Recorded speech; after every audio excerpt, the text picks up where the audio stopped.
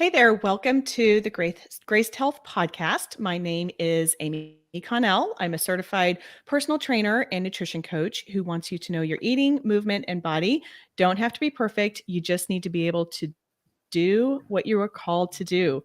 I am really excited to have Morgan Adams with me today. Morgan is a holistic sleep coach for women who struggle getting a good night's sleep consistently. Everybody raise your hand if that is you. I know it's a lot of you out there. Her goal is to help women feel better and live better. And the key to both begins with a good night's sleep.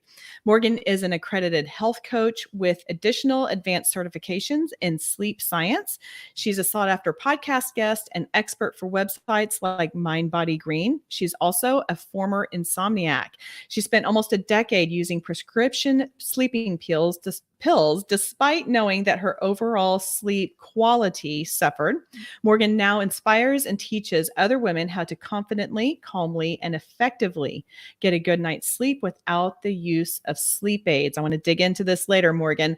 Morgan is also a 2-time breast cancer survivor. She advocates for a lifestyle of disease prevention and integrating holistic strategies for cancer treatment. Morgan, welcome to the show. Thank you, Amy. I'm so excited to be here and to chat with you and talk to your audience about sleep.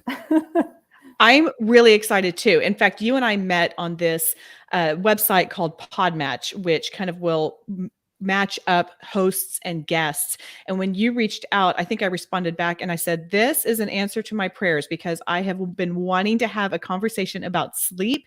And I'm really excited that you reached out. And so let's just jump in if that's okay with you. Yes, let's do this. Okay. So first, tell me, what is a sleep coach and tell me what brought you to this field? Well, to put it in really simple terms that most people can relate to, a sleep coach is like a personal trainer for sleep. Okay. So everyone knows relate to that. You know what a personal trainer is. I'm sure everyone else does too.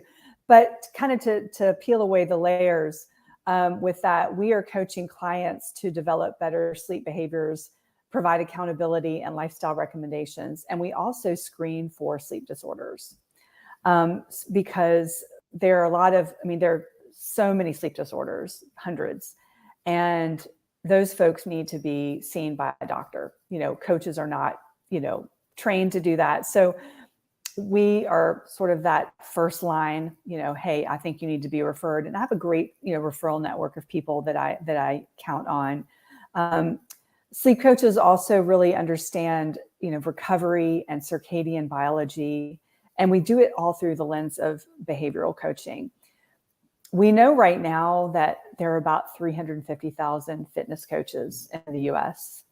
There are about 70,000 nutrition coaches, but we do not know at this point how many sleep coaches there are because it's a relatively new field and it's growing, but it's still kind of in its infancy because I hear so many people ask me when I say I'm a sleep coach, what is that? So I'm really just excited to be able to tell people what that is because it's an important thing because a lot of people, we'll get into this more, but a lot of people are really, really struggling with their sleep. In fact, sleep has been termed by the CDC as a public health epidemic. And that was actually before the pandemic. So I think it's even worse now. So we do need sleep coaches in this world at this moment. So that's what we do. Well, that makes a lot of sense. And as you were talking about the difference in, personal trainers and nutrition coaches, and then just this new field of sleep coaches, isn't it ironic that we will gladly hire a personal trainer to help us with 1 hour of our day, or if you're with me, I'll do 30 or 45 minutes. But it might feel a little weird to hire someone to help you with 7 to 9 hours of your day. And yes. at that, and just because, and I'm sure we'll talk some more about this, but I'm sitting here thinking, sleep is such a natural thing that we do. And so I think it's really easy to be like, well, I don't need that. I can, I'm supposed to be able to sleep. And yet we spend so much of our time doing it. And sometimes the sleep that we get with that is not quality sleep. And I think that that's one thing that a lot of my community, particularly in this perimenopause, menopausal state, is dealing with. So talk to me first about what qualifies as quality sleep, because I know that is what we are searching for. Yeah. So quality sleep is really composed of 6 factors, kind of looking at them at kind of globally. So the first one is regularity, and that's really how consistent your morning and bedtime is on a day-to-day basis. The second one is satisfaction. Do you feel refreshed in the morning? Do you have enough energy to get through the day without loading yourself with Starbucks, at lunchtime? The third is alertness. Are you awake? Do you have the ability to stay awake during the day, without like taking many, many naps? Timing. Your middle of your sleep time should be between 2 a.m. and 4 a.m. Also duration. Oh. And that's mainly like looking at 7 to 8 hours for most people per night. There's some variation with that. Some people need more, some people need less, but 7, 8 hours is, a good amount of sleep to get. And the last thing with quality of sleep is looking at efficiency. You should actually be able to be awake less than 30 minutes a night. So if you're adding up that whole stretch of time from the second your head hits the pillow to when you wake up, you really shouldn't have more than a half an hour of awake time, in that stretch of time. So there's a lot of different aspects of quality. I think that sometimes people get really hung up on the number itself. There's this sort of myth, like I must get 8 hours of sleep. And that's really not true. I mean, people need, that's 7 to 8 is, sort of the average. The American Academy of Sleep Medicine recommends 7 to 9 for most adults. But there are people who function great on 6, and there's some people who need like 10 or more. So it's really an individual type of thing. Yeah.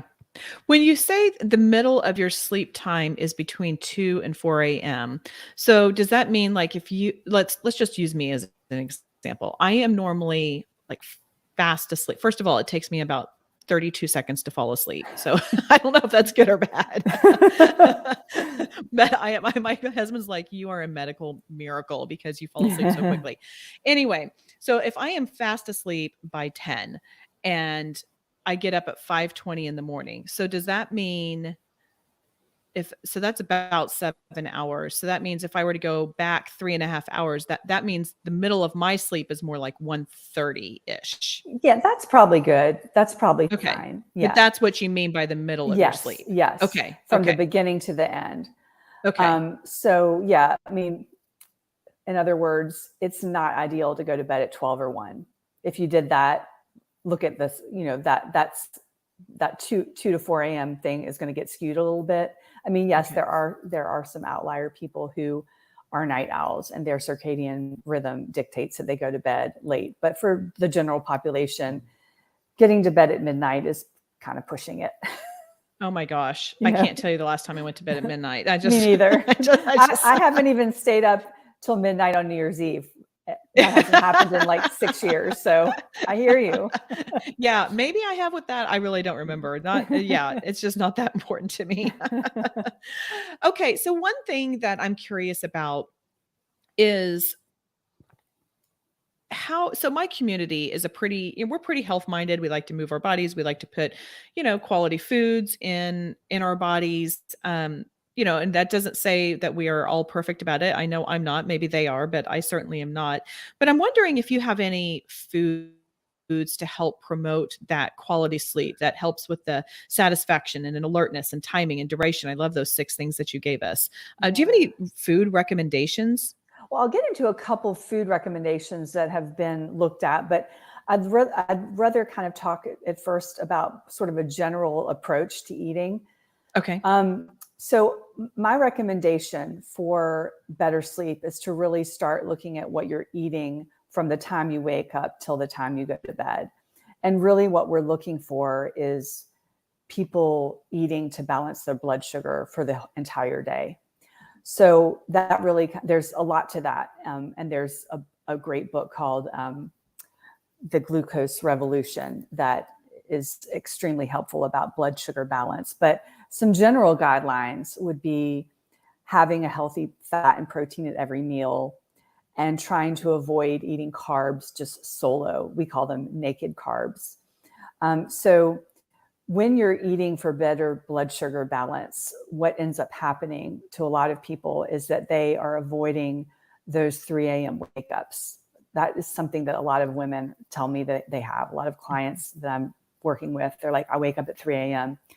And there are many reasons for that, but one of the main reasons is because they haven't had their blood sugar balance throughout the day, and that continues on into the night.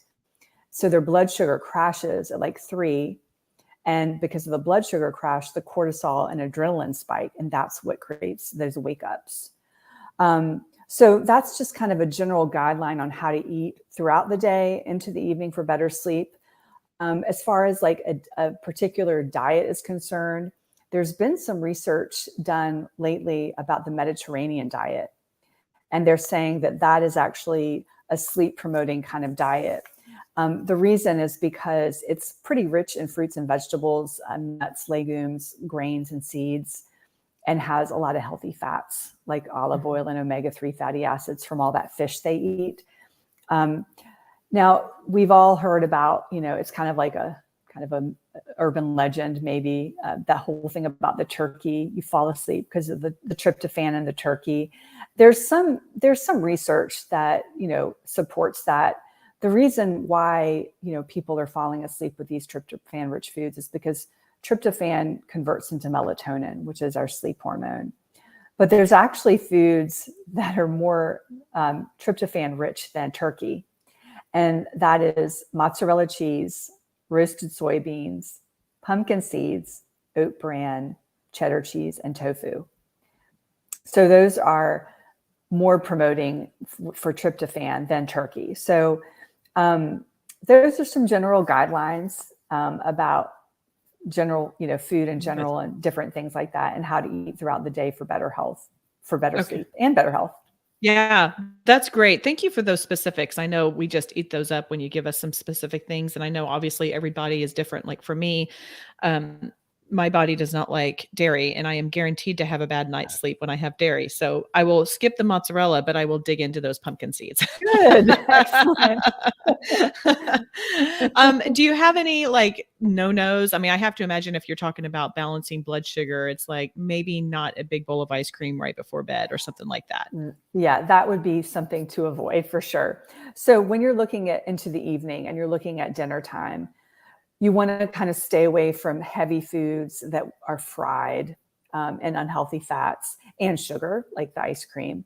Mm-hmm. So this after dinner snacking can really be a detriment to your sleep. I really suggest that people have dinner within 3 hours before they go to bed. So having that kind of 3-hour window where you're not consuming food, it helps a lot because your body can put its energy towards sleep instead of digesting all that food, because digesting all that food takes a lot of work.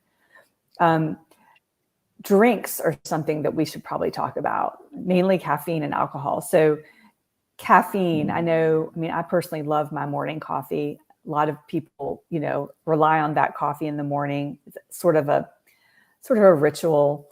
But it's really important to know that people have different abilities to clear out caffeine and to metabolize it. So general rule of thumb, because if you don't know, how fast you metabolize, you want to err on the side of caution.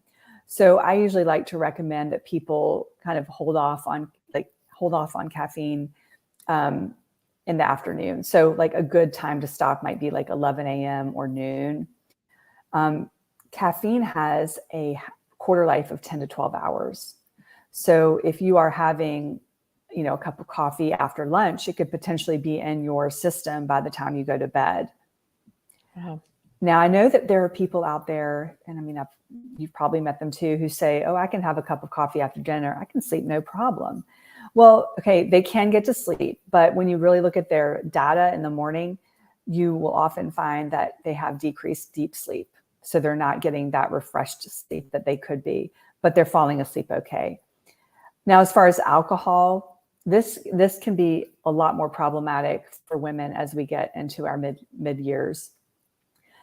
Alcohol is actually the most commonly used sleep aid out there. People use it to fall asleep because it actually helps. It does help you get to sleep faster. I mean, we all know this, but the problem is that it fragments your sleep and it can reduce your REM stage of sleep, which is critical for memory consolidation and emotional regulation. So I kind of guide my clients into thinking about alcohol as something that they should look at for happy hour and not as a nightcap.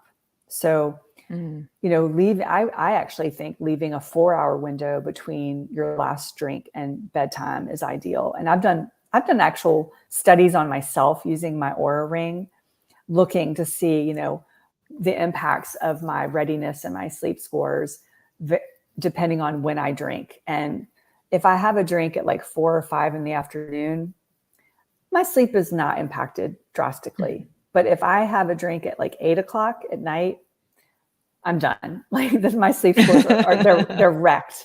So if you do want to drink alcohol, really, really try to go a little bit earlier than you might normally. So, yeah.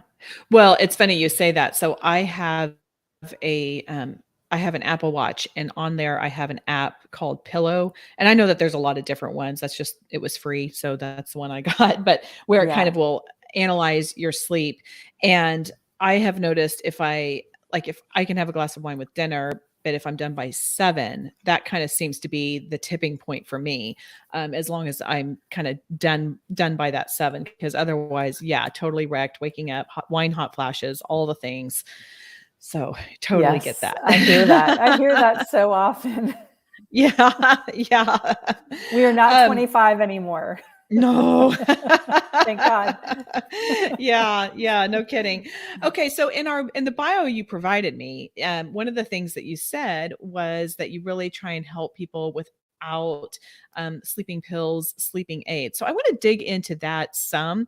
One of the things that I see, I mean, it is everywhere, and I admit that I on occasion use this thing too, but melatonin is out there, and I know that it is a natural hormone, but I would love to hear your thoughts on that, on usage, on dosage, if that's something that is in your tool belt of resources. If not, so let's dig some into that, because I think people are probably really interested in that. Sure.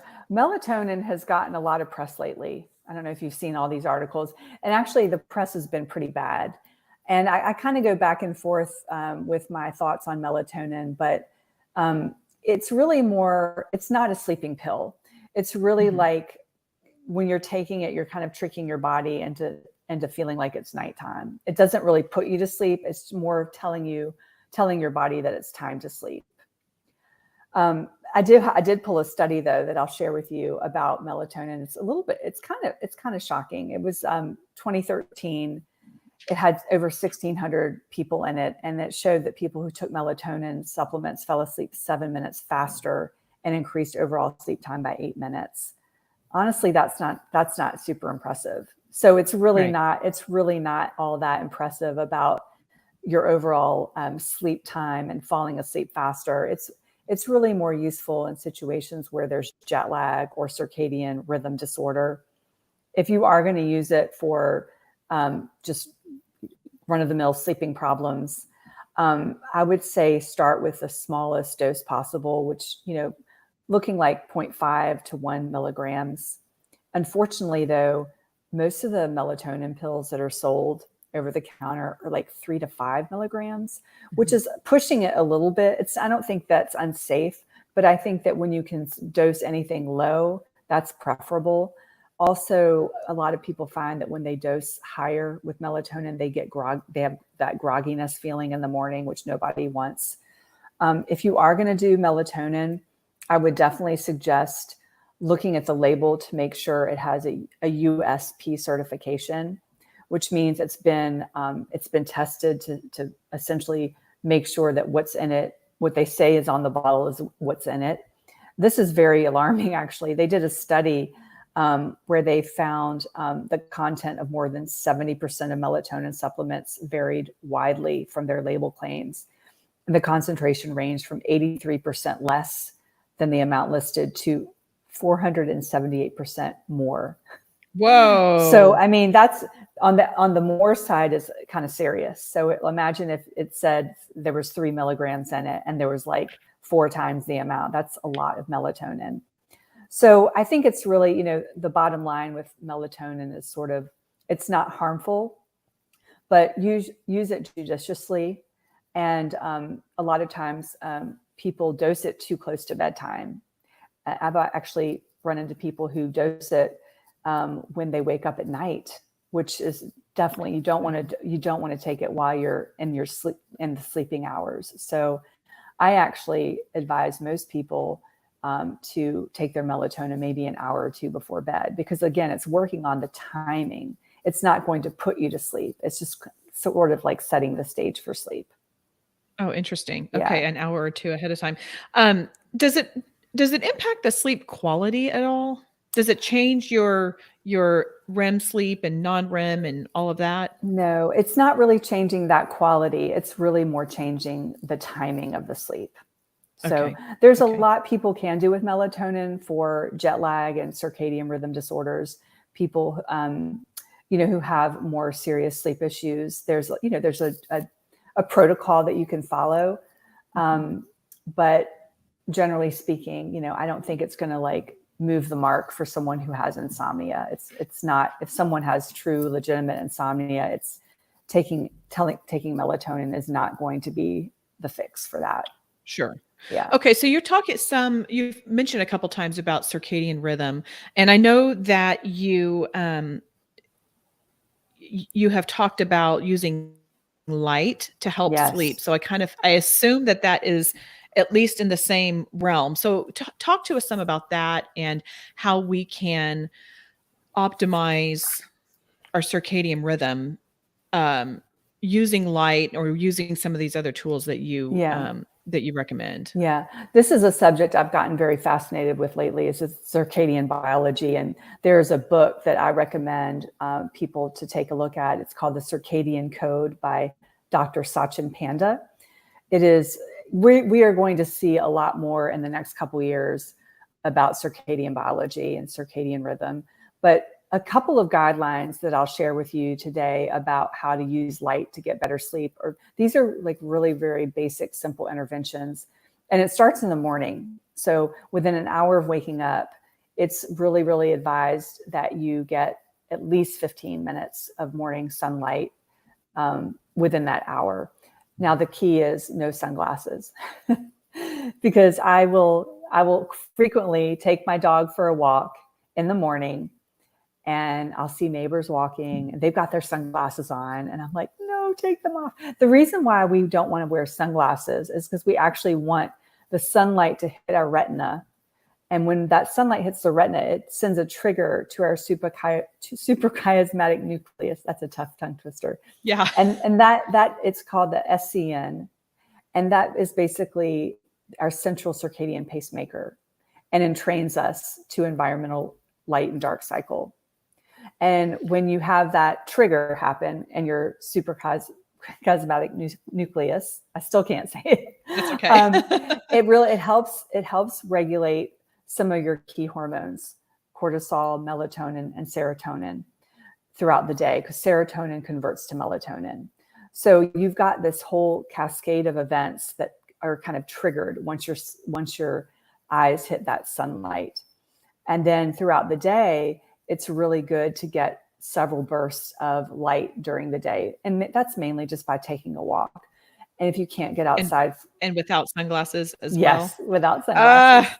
I can't go outside without, like, my eyes, I feel like have gotten so trained, or I don't know if it's the age of them or what. It is really hard for me in the middle of the day to go without sunglasses. Well, if you can't do it in the middle of the day, that's okay. It's mainly in the morning, you want to try to get that sunlight, and in the evening outside when it's sunset. But, I've heard that pushback a little bit too about the sunglasses. And, we don't want people to be so like dead set against sunglasses that they're hurting their eyes, or that they feel unsafe when they're driving. Because you bet your bottom dollar, if I'm driving and the sun is glaring at me, I'm going to put my sunglasses on no matter what, because I want to be safe in the car. Yeah, if you can get that sunlight in the day for walks, awesome. If you can work facing a window, that's also great too. They did a study showing that folks who had their desk set up in front of a bright light in a window setting had some more sleep during the night. So that's always a good thing. And then as far as what happens in the evening, we want to kind of be mindful about light in our home. So if we have like those overhead LED lights that emit blue light, we really want to turn those off in the evening and maybe turn on a dimmer light, like a table lamp. There's also lots of light bulbs you can buy online that are more appropriate for the evening, that emit more of a warm orange or reddish hue versus the blue light. So just be mindful of kind of just a few hours before bed, just dimming the lights. I mean, candlelight, that's romantic, anything like that. I also really like to use blue blocking glasses in the evening because those have, there's evidence showing that it does help, but there's also evidence contrary to that. So there doesn't seem to be like a general consensus, but I personally err on the side of caution and just put them on anyway. And I find that like if I'm wearing my darkest lenses, my red lenses, and I'm watching TV before bed, I find myself getting sleepy because and I don't know if it's just me, but I really do rely on those a lot. And it could be just a placebo effect, but blue light blocking glasses are such an easy intervention and they're so accessible that why not wear them if you can. So those are just some, basics on how to manipulate light to get better sleep. Okay, that's good stuff. So just to recap, for in the morning, you said within 1 or 2 hours of waking, that's when you want to get outside without sunglasses for 15 minutes. Yes. Okay, so I walk my dog a lot in the morning, and I'm going to try to go without sunglasses and see. I sleep pretty well most of the time, but I will try that. Because you told me. Now, I do have a question. One thing I have noticed is when I sit outside at dusk, when the sun is setting, that seems to really help my sleep quality as well. Do you have any insight on that? Yes. Thank you for that. That's one thing that I forgot to mention. That actually is a key element in helping you fall asleep. So when you think back to ancestral times when they had fire, we're kind of wired to become more sleepy when we're in front of those red and orange hues that are looking like a fire. So like, you know what I mean? Just thinking about that is calming. I had never thought about that. Yeah. We're kind of biologically wired to do that. I mean, it was only until the Industrial Revolution that we did have electricity and we did have these artificial lights on at night. So if we can kind of like think back to going back to our biology, and that includes, looking at the sun when it's setting, like people did many, many years ago, it does actually help. So if you can get in that like evening walk around sunset when the sun is like, you can really see it lowering, that's just an incredible time to do it. Yeah. Yeah. I have definitely noticed a change in me when I'm just sitting outside. Yeah. Unfortunately, sometimes that means it's with a glass of wine, but not on the weekends, at least. It counteracts each other. We're human. Yeah. Okay. So I do have, like I mentioned, I have a lot of women in this perimenopause, menopause state. And I tell you what, I hear so often just the frustration and the pain that women are going through at 3 o'clock in the morning. And they're like, I've tried everything. I don't know what else to do. And I'm sure it's hormonal related, but do you have any suggestions on dealing with that 3 a.m. insomnia in women in that life stage or age stage? Sure. Well, going back to my tip about balancing blood sugar, I think that's a key thing, is trying to make sure your blood sugar is balanced throughout the day so that you don't have that 3 a.m. awakening. It actually is normal to wake up once during the night. It's not abnormal. We actually wake up briefly between each sleep cycle and we don't even realize it. It's really when those awakenings become, 2, 3, 4 times a night, and then we stay awake for a long time is the problem. So a couple suggestions. If you are up at night at 3 a.m. and you're like, uh-oh, I don't like this, I want to get back to bed. There's something called 4-7-8 breathing, and it's actually a breathing technique that's designed to help you get back to sleep, designed by Dr. Andrew Weil. And it's very simple. You basically inhale through your nose for a count of 4, hold that breath for 7, and then exhale through your mouth for 8, kind of making a whoosh sound. Do that for about 6 rounds.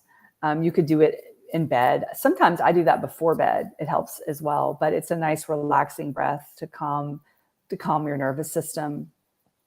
If you are the kind of person who is particularly prone to the worries and the ruminating thoughts when you wake up, there is an exercise that I suggest called the constructive worry exercise, or designated worry time is another word for it.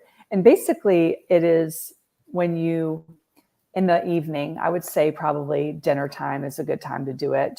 I would probably suggest not doing it right before bed.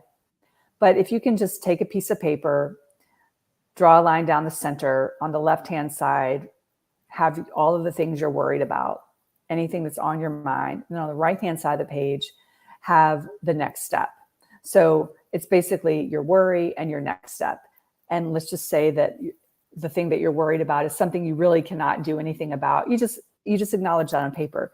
Cannot do anything about this now. We'll revisit later.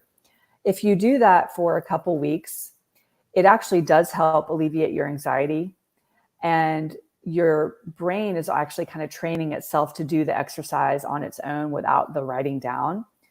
So it's been very, very, very helpful for a lot of my clients, because it's just getting those things out before you go to bed. It's getting them out on paper so that if you do wake up at 3 a.m., you can say to yourself, I've dealt with these worries. I did them a while ago. I'll do this again tomorrow evening. I'm going to sleep now. You are not invited. You are not invited to this. Go away now. Yeah. So those are some strategies. Also, if you are in bed awake like 3 a.m. and it seems like 20 minutes, 30 minutes have passed and you're starting to get frustrated, I suggest getting out of bed, going to another room, and doing something relaxing in dim light until you become sleepy again, and then getting back into bed. That's a strategy. My husband and I call that a change of environment. We'll do that every now and then. Yeah, that's exactly what it is. And it does help, because the last thing you want to do is associate your bed with anxiety. You want to break that connection. And that's a great way to do it. Okay. That's good to know. Okay. Now let's we talk some about light in the morning. Do you have any other suggestions for a good morning routine, and how it can impact your sleep? Yes, I am a big believer in the morning routine. In fact, I think that the morning routine could potentially be more important than the evening routine, because you are setting yourself up for the entire day. So we've mentioned getting outside in the morning. That's critical. And then another thing that a lot of people, I don't think, are aware of is the importance of having a wake up time that's consistent throughout the entire week, even weekends.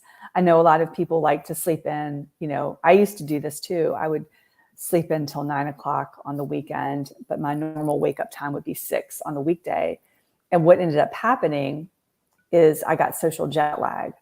So that differentiation between the wake up times between weekday and weekday does create this social jet lag phenomenon. And we've all experienced jet lag. It's basically jet lag, but you're not traveling anywhere.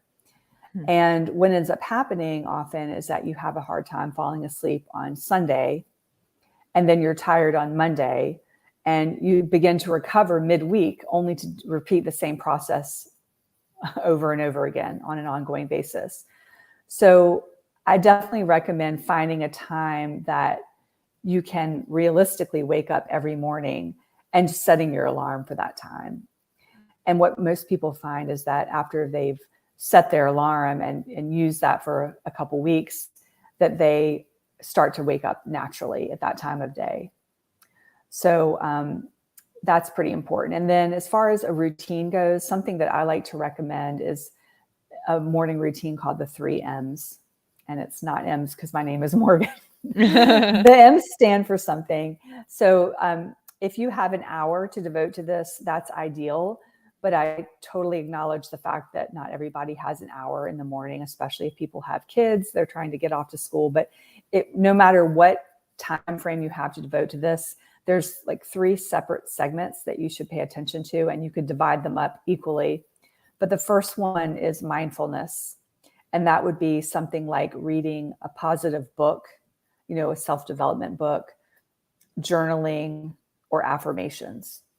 The second is movement. Now you could get your movement done when you take your walk outside. That counts. Or if you don't want to go outside, if it's raining or whatever, you could just do some stretching. And then the third component in the 3 M's is mindset. So that would be meditation, breath work, or silence. So that's like a really generic morning routine. When I'm working with my clients in my one-to-one program, we really delve into this on a very specific level and look at exactly what they want to do and make it a real designed routine for them. But this is sort of a generic type of routine that anyone could follow. Yeah. I love that. It's funny. One of the things that I did when I was releasing the book for kind of like a pre-sale type thing is I had a 5-minute wake up and warm up. So it was like designed to roll out of your bed in your pajamas, just kind of gently move through your body in the 5 minutes. And I have found that, boy, I mean, I don't even do it all the time, but when I do, I just feel so much better because I typically exercise in the mornings, but just to have something gentle to kind of warm my body up has really, I don't know, you just kind of feel more balanced and centered for your day when you do that. Yes. For sure. And I know that looks different for everybody. Now, what about an evening wind down routine? Yeah. Evening wind down routine is very important because sleep is not an on-off switch. It's more like a gradual dimmer. And if you think about, if anyone who's out there, think about their kids when their kids were younger and toddlers, they would have a very specific and predictable routine for their toddler, bath time, reading a story. What sometimes happens is that the parents do not observe their own wind down routines. And we actually need that. We need that ourselves. So I really urge everyone to consider some kind of evening wind down routine, ideally an hour. But again, if you don't have an hour to devote to that, at least a half an hour. And sometimes it's helpful to set an alarm for that so that hey, it's time to like put my work away, get off the screen or whatever. And I have something called the power down hour. And again, it's an hour, but you can ratchet it back if you don't have an hour. So 20 minutes of that would be preparing for the next day, like laying your clothes out, packing lunches, taking out the trash. The second part of the 20 minutes is personal hygiene. So brushing your teeth, your skincare routine. And then the last 20-minute segment would be a relaxing activity, whatever you consider relaxing. That could be journaling, meditation, breath work, anything that you find relaxing. That's like a totally personal preference. And again, that's generic. I work with my clients to really like hone in on very specific routines like that. Okay. All right. Yes. That, yeah, I love that. I wrote that down. You've probably seen me I've taken a ton of notes here. Sleep is not an on-off switch. It's more like a dimmer. And that's a really great reminder too, because with our kids, we are so intentional about making sure that they know and calming down and doing the little massages and, all of this. And for many of us, it's go, go, go, go, go down. Right. And Exactly. there's no transition. There's no transition. Okay, so I know you have a one-on-one sleep coaching package, and just to kind of circle back up to the top of our conversation, I think it's really important to remember one of the things that you talked about, which was the accountability that you offer in this coaching program. And I know you have a lot more of that as well in lifestyle accommodations and behavior, but what I think about it in the world of movement, right? Like we all know we need to move, but I have clients who are like they can do it on their own, but they want me because they want the accountability. They want someone to be in their corner. They want someone rooting them on. And so I love that you kind of made that analogy for us because that is what you are offering to us for our sleep, whether it's 6 or 7 or 8 or 9 hours. So you're really getting quite a bang for your buck because Yes. it's a 30 per day. But Yeah. tell us what that sleep coaching program looks like and what people might expect if they were to work with you. Yeah. So it's a 6-week program and it's called My Sleep Makeover. And we work for 6 sessions virtually through Zoom. And we begin our coaching with a pretty in-depth medical, history and sleep history so that we can kind of, I'm sort of like a sleep detective, but I need a fair amount of information about your medical history to work with. And then we kind of figure out what the issue is and come up with a strategy. And the strategy is extremely customized. It could be dealing with, lifestyle things like like diet and exercise. What I'm really interested in right now is looking at people's chronotype, helping them figure out their chronotype, and then developing routines that match their chronotype. So they're working within their own circadian biology, because you've got to work with what you have. You can't make an early bird a night owl. You just can't. We have to just learn to work within our own chronotype. Is that what you And mean? I've never heard of that term. What is a yeah, chronotype? yeah, it's basically like sort of like circadian rhythm, but according to your own personal biology. Okay. So chronotype would be like, are you a night owl or are you a early bird? So Okay. that's your chronotype. Okay. Okay. And it's definitely related to the circadian biology. And what I am finding in my coaching is that so many women are really, really struggling with anxiety, and that is contributing to their insomnia. So I'm able to teach them a lot of techniques that they can use during the day and night to reduce their stress so they can get better sleep. I'm also finding that a lot of women find me because of my own story with insomnia and my dependence on sleep meds.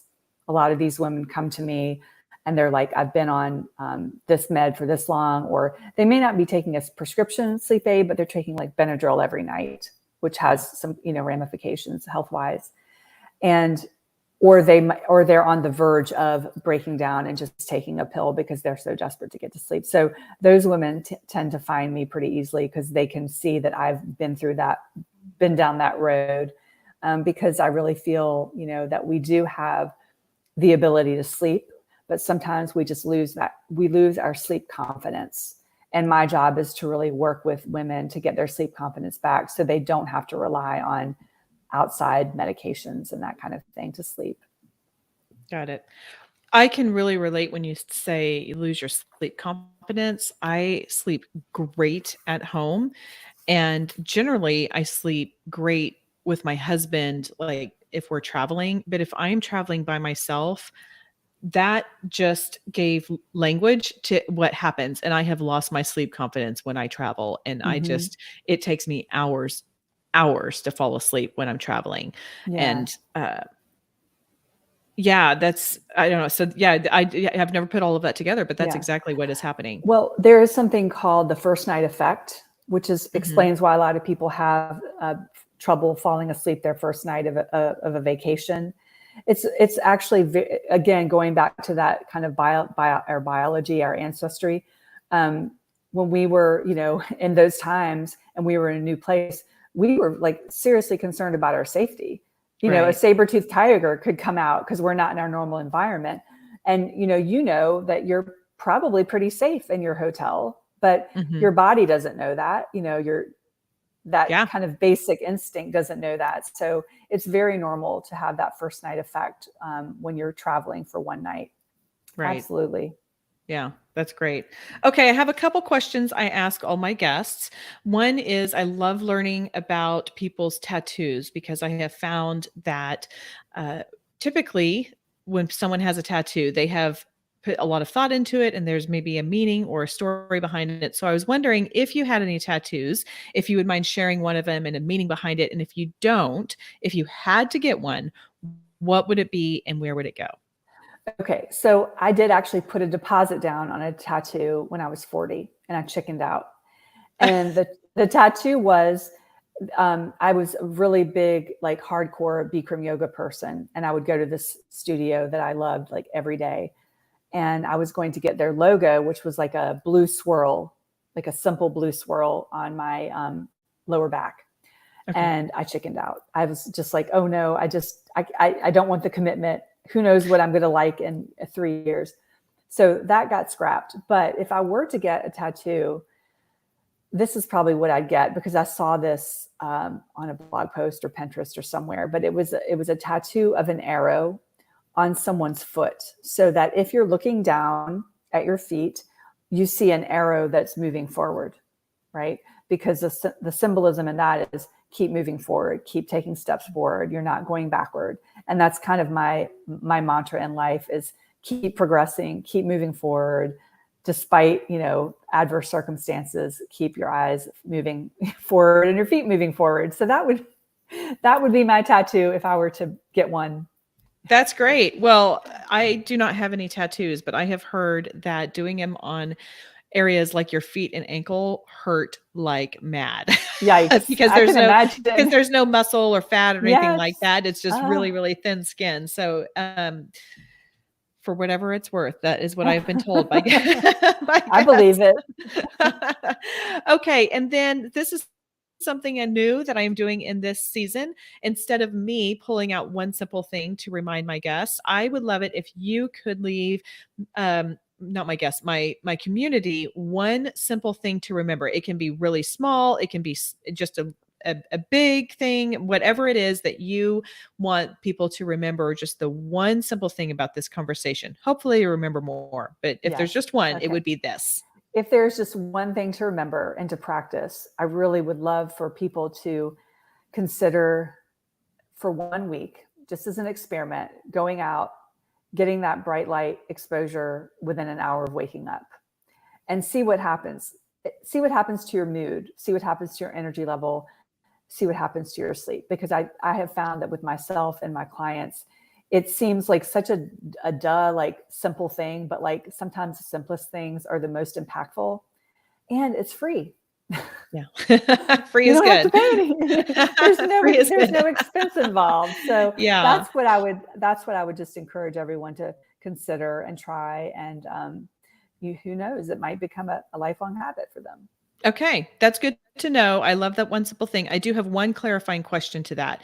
If you get up before the sun comes up, then how does that work? And I guess a secondary, so I guess it's kind of two questions. Like, does nice, gentle sunrise light count, or does it need to be bright?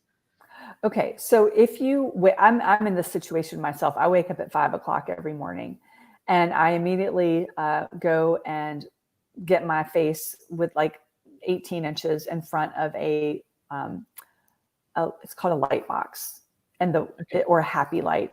Basically it's a light box that emits 10,000 lux of light. And I sit in front of it for about 30 minutes while I meditate and I journal. So I'm multitasking there, but it's for a good reason. So definitely, if you don't have, if you're waking up before the sun, try that light box. They're $50, $60. I mean, they're not terribly expensive. And just put it on your desk or wherever you're sitting in the morning. Another thing that people can do, your question was about, does it have to be bright? Yeah. Yes. Or can it be like if you're sitting out and the sun's kind of coming up, just that soft morning light? That still helps. Okay. So even on a cloudy day, it's still, it's not as potent, but you can't control that. It's still going to make an impact because it's natural light. So even if it's a little bit overcast, it still counts. and is good to do. Got it. Awesome. Yeah. Okay. I love that. One simple thing, get out for 15 minutes within an hour of waking. Very good. Yeah. Okay, Morgan, thank you so much. You guys, thanks for listening in. And that is all for today. Go out there and have a great day.